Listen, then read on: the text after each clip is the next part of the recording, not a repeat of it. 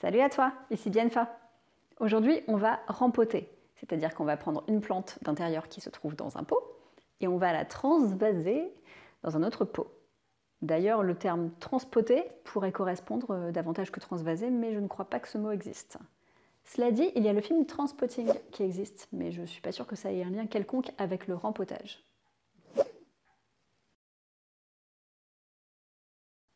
Bref, j'ai une plante depuis plusieurs années en fait, qui a traversé les saisons comme ça en survivant étonnamment, là où toutes ses congénères sont décédées successivement, parfois à peine revenues de la jardinerie. Je ne sais pas si c'est pareil pour toi, mais j'avais l'impression que chez moi c'était un mouroir en fait, que j'allais acheter ma plante qui était en pleine santé, et puis je la ramenais chez moi, j'avais l'impression que je lui disais tu veux venir mourir à la maison?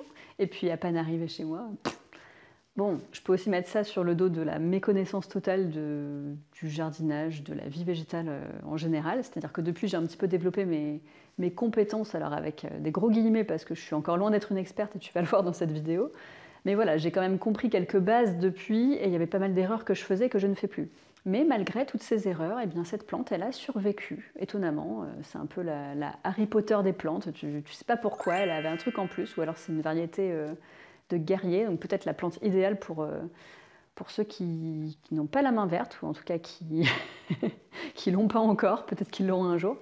Mais voilà, c'est la plante où tu vois vite quand elle va mal, hop, tu l'arroses en vitesse et hop, elle reprend du poil de la bête. Donc là, elle fait un peu la tronche. Ça fait un moment qu'elle est dans le même pot. Et je pense qu'elle manque aussi d'espace, donc j'ai acheté un autre pot et j'ai acheté des billes d'argile et du terreau de rempotage pour la transpoter.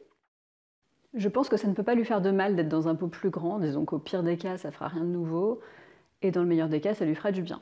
Donc ça se tente. Après tout, elle a survécu à bien pire. Donc là, si elle meurt après le rempotage, c'est que il faut que j'arrête de faire des trucs en fait. Au bout d'un moment, j'ai beau savoir que je suis pas une experte, si le simple fait de rempoter une plante la fait mourir, c'est que je suis vraiment pas faite pour les manipuler et qu'il vaut mieux que je les laisse tranquilles.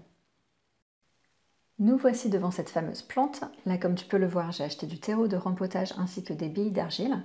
J'avais fait ma petite recherche au préalable et j'avais vu que c'était idéal de mélanger le terreau de rempotage avec les billes d'argile pour retenir l'eau et mélanger le tout avec la terre dans laquelle la plante se trouve déjà. La fameuse plante en question, là tu peux voir qu'elle est plutôt en forme, si ce n'est sa fleur qui est tout simplement fanée. Bon là il se trouve qu'elle est fanée pour la vidéo, tant pis.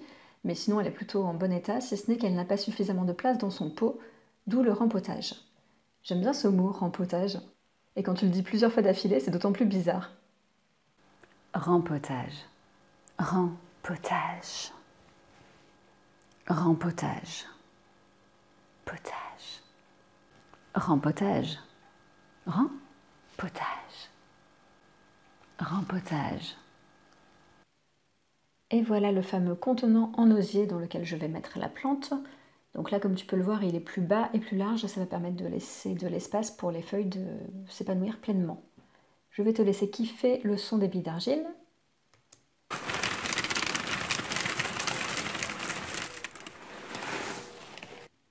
Voilà qui est fait, avec le petit nuage de poussière qui va bien. J'espère que tu as apprécié ce merveilleux moment.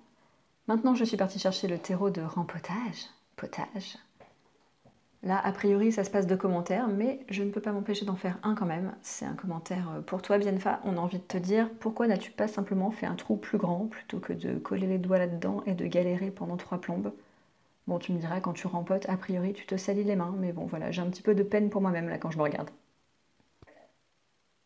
Allez, c'est pas grave, je m'en suis sortie. Et puis, je peux au moins me féliciter de ma patience. Maintenant, voici nos deux pots côte à côte. Donc là, on voit clairement la différence de taille. Alors, le côté large n'est pas forcément flagrant, mais on s'en rend compte quand on est en face. Donc là, tu vas me voir essayer de sortir cette plante. Là, finalement, je galère bien plus qu'avec le sac de terreau parce qu'en fait, il y a énormément de racines. Et elles sont bien ancrées parce que cette plante, elle n'a jamais été rempotée, ou peut-être une seule fois, je crois. Donc, en tout cas, elle a bien grandi, elle a fait plusieurs pieds depuis, et les racines sont vraiment bien accrochées. Donc j'essaye de les sortir mais sans les casser parce que bon, j'aurais pu faire plus bourrin que ça, mais voilà, le but n'est pas non plus de la détruire. Tu vois la taille des racines? Elles sont quand même assez balèzes, donc c'était pas évident de les sortir sans les détruire. Et tu vois, il y a plein de petits plants. Finalement, la plante, elle a fait des rejets et tu vois, il y a des petits plants comme ça. Alors ils mériteraient peut-être de se retrouver eux-mêmes dans des pots à terme, mais en fait j'ai pas beaucoup de place chez moi, j'ai pas beaucoup de meubles ou d'étagères sur lesquelles poser mes plantes, donc pour l'instant ça m'arrange de tout mettre dans un même pot, mais à terme je pense qu'effectivement je les séparerai.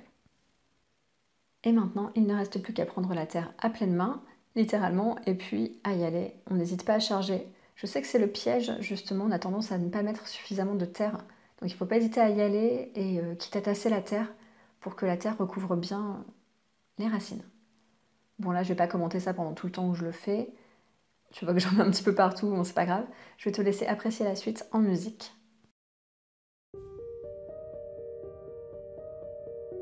J'ai choisi une ambiance un peu mystique pour aller avec le nom de cette plante qui s'appelle Fleur de lune.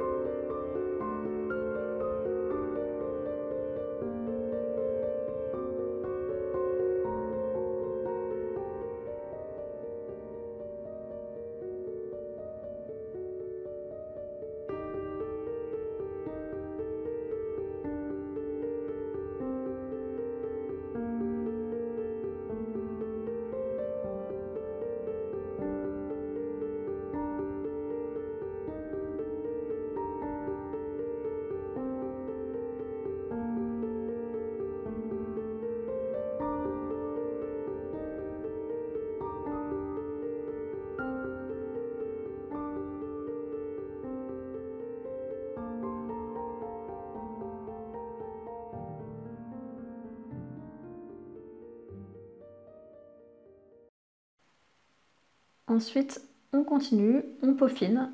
Donc là, je continue à rajouter de la terre là où j'ai le sentiment qu'il en manque. Tu remarqueras que je fais attention aux toutes petites feuilles là qui sortent pour ne pas les écraser, les mettre sous terre. Je veux laisser cette chance à ce rejeton. Et d'ailleurs, en parlant de rejeton, j'essaye de faire en sorte que chaque petit rejet puisse être bien placé dans le pot, qu'il soit bien droit, voilà, qu'il soit bien dans la terre, mais pas non plus trop proche des autres pour lui laisser un petit peu d'espace. Enfin voilà, j'essaye d'améliorer un petit peu ma présentation.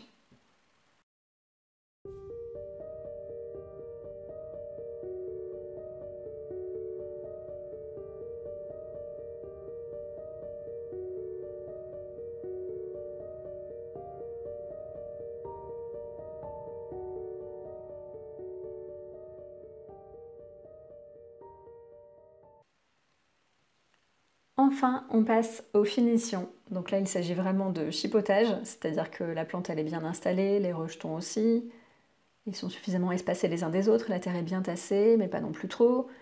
Donc là, il s'agit vraiment de retirer juste les petites brindilles, les racines cassées, les morceaux de feuilles mortes, voilà, tout ce qui fait pas très propre, même si je sais que ça reviendra très vite. Et bien sûr, on arrose. Ça, c'est absolument impératif. Quand tu rempotes une plante, il faut l'arroser. Par contre, encore une fois, pas en mode gros bourrin, c'est-à-dire qu'il ne s'agit pas de noyer ta plante le jour de son déménagement. En gros, on arrose avec modération, tout simplement. Il n'y a pas de quantité d'eau préconisée, hein, il suffit de s'écouter, c'est ce que j'ai fait. Et puis il suffit d'observer sa plante aussi. Dis-toi simplement que si ta plante elle a soif, elle trouvera un moyen de te le dire à sa façon, et il suffira alors de l'arroser.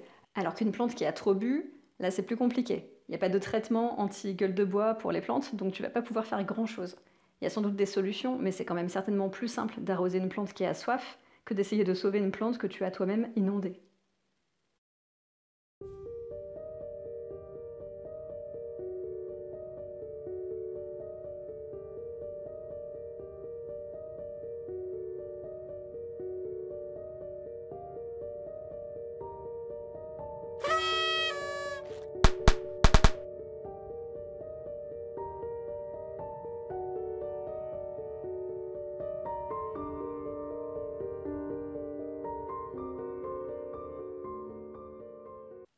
Et voici notre plante quelques semaines après. J'ai volontairement laissé passer quelques jours pour pouvoir te faire un vrai retour objectif. Alors moi je la trouve plutôt en forme. Alors elle montre quand même quelques signes de faiblesse, comme notamment ces pointes là comme ça qui sont brûlées. Alors ça c'est pas nouveau, hein, elle l'a déjà fait.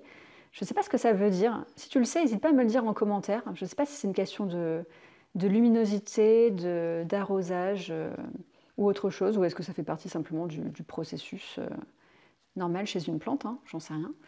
Mais je la trouve quand même plutôt en forme parce que tu vois, elle a pas mal de petites pousses, elle a plein de bébés comme ça, donc je me dis qu'elle doit être quand même plutôt en forme. En général, quand on a des jeunes pousses comme ça, c'est que la plante est saine.